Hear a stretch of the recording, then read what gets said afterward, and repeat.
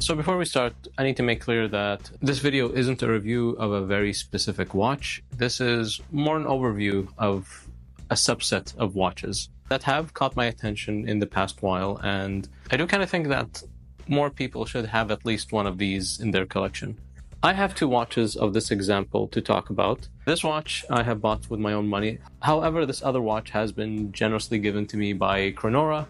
They are the sponsors of this video. They're fully aware that this video is not a review, but they were nice enough to still sponsor this video. They have also offered my viewers a very generous 20% discount. If you use the discount code and his watches 20, you will be receiving a 20% discount on purchase. But stick around to let me explain to you why I think Mechaquartz Chronographs are a really cool addition to your collection. And who knows, maybe the Chronora will pique your interest. So chronographs are a very popular category of watches, and it's easy to see why. Their appealing styling, their iconic looks. Not only are some of the most iconic watches ever made happen to be chronographs, they're also some of the most historically significant watches out there. With the help of chronographs, man has reached the moon, has timed a transatlantic flight, and also played a very major part in movies. However, chronographs, mechanical ones especially, are kind of a little out of reach for a lot of people. But that's kind of understandable given how complicated chronograph movements really are. Not only are they expensive to buy, but they're also expensive to maintain as well.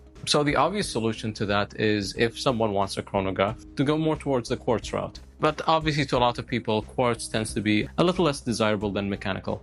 And even as someone who absolutely adores quartz, I can kind of see why when it comes to quartz chronographs. Not because of the ticking hand. I actually don't have any problems with the ticking hand.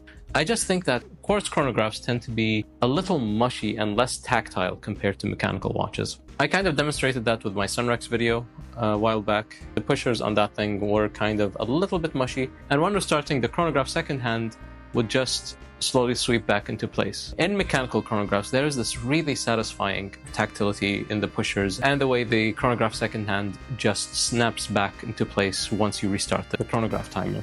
But this is where quartz chronograph movements come in play. They do have the tactility and a lot of characteristics similar to mechanical chronographs. It's just that the timekeeping part of it is quartz. That also has its own perks and setbacks to some extent.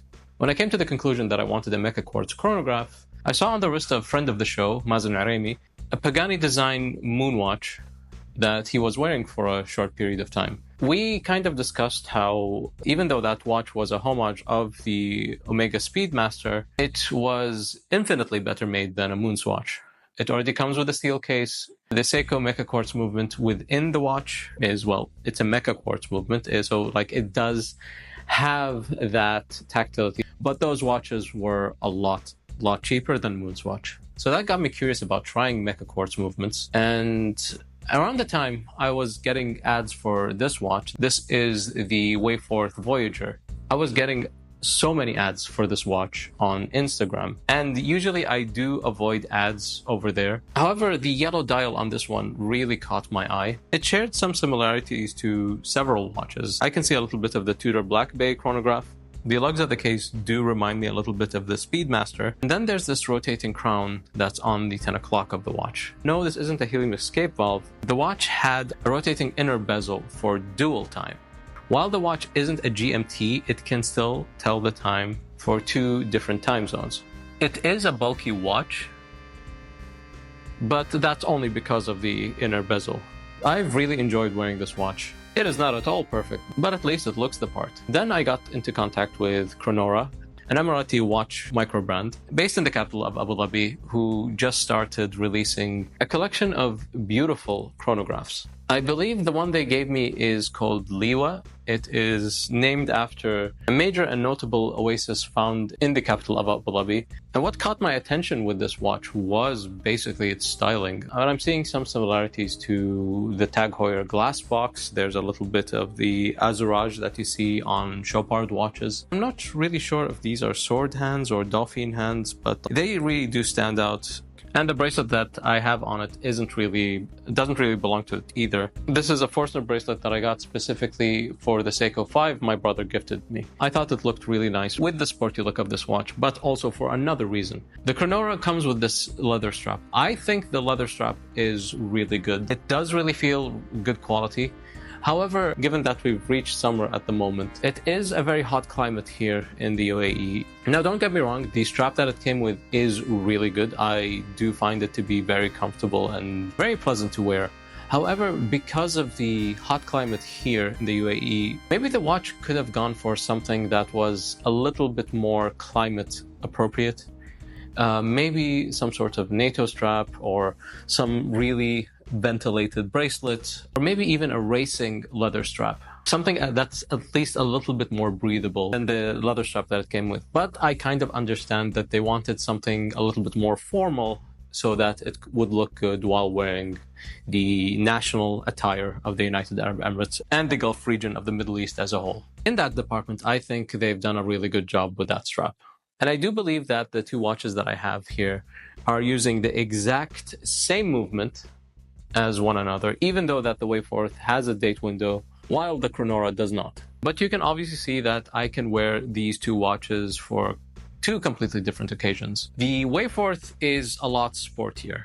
Even with the bracelet, even with the leather strap, it does look like something that could be worn a little bit more informally and still not be out of place in a professional setting. However, the Chronora, given like it's the styling, the textured dial, and all of this, this is a far more dressier watch than the Wayforth. And that's the beauty of Mechaquartz Chronographs, is that movement part of the watch has already been taken care of. The micro brands can just take that platform and make watches of completely different styles to one another, even if it's like a moonwatch homage, a sporty dual time, or even as a dressy piece as well. And sky's the limit with Mechaquartz Chronographs. You have some really stylish stuff coming out of Brew watches, from Nevada Grenchen, from Furlan Mari, Dan Henry. You can have watches that are wildly different to one another, and these are cheaper than even the most entry-level mechanical chronographs.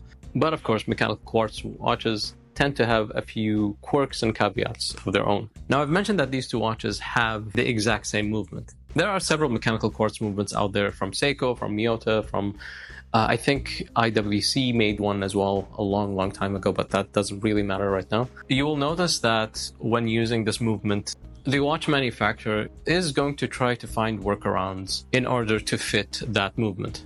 For example, as I said, like this is a dual time. It's not a GMT, but a dual time. But its workaround is that dual time inner bezel. And as I said, this makes this watch a lot thicker and chunkier than it would have been without it.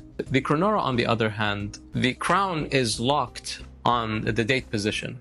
So once you lock the watch in and twist the crown, you can feel and hear the date wheel moving, even though there is no date window on this watch. So it does feel like they're kind of making workarounds rather than a more bespoke watch. But that's also why a lot of these mechanical chronographs tend to be more expensive. They are sometimes made specifically to be that kind of watch. While with these watches, you're just going to have affordable watches with workarounds to certain things. And in case you haven't noticed, these watches do not have a timekeeping seconds hand, not a subdial of that in sight. You will find some of those on certain watches. Some people find that to break the illusion of the Mechaquartz not looking as a quartz watch. I think it's perfectly fine, but it's still something worth noting. There's also this other really weird quirk with Mechaquartz chronographs, is that when restarting the chronograph hand, the timekeeping minute hand just tends to just nudge a little bit. This may sound more alarming than it really is. I'm not sure if it readjusts itself as the watch keeps working or anything, but I've never really had any issues with the accuracy of these watches, despite that short move. At first, I thought it was maybe a defect in my Wayforth, but I did see it as well on my Chronora. But from what I've noticed, that it really depends on the placement of the chronograph hands. Sometimes the timekeeping minute hand is nudged, and sometimes it's not. So it's not really a big deal, but if it's something that might bother you, it would be worth noting. But other options I would consider, maybe the Nevada Grenchen Mechaquartz chronographs. That full sporty one does look nice, even though I would much prefer to get the Valjoux version of it. But there's this one that has interchangeable bezels, not only as tachymeters, but also as world time bezels. I guess it's something that is similar to what the Wayforth has, but this one is more of a dual time with numerals. That one has cities So like you just move it in order to get like the timing on different cities and stuff like that. Nezumi has some really stylish Mechaquartz chronographs. Speaking of stylish, obviously Brew hit the ball out of the park with their watches. I mean, take a look at these. Like these are really cool looking watches. It's not only microbands that have Mechaquartz movements. Timex recently came out with some new stylish versions of their Waterbury chronographs that kind of look like Zenith El Primeros.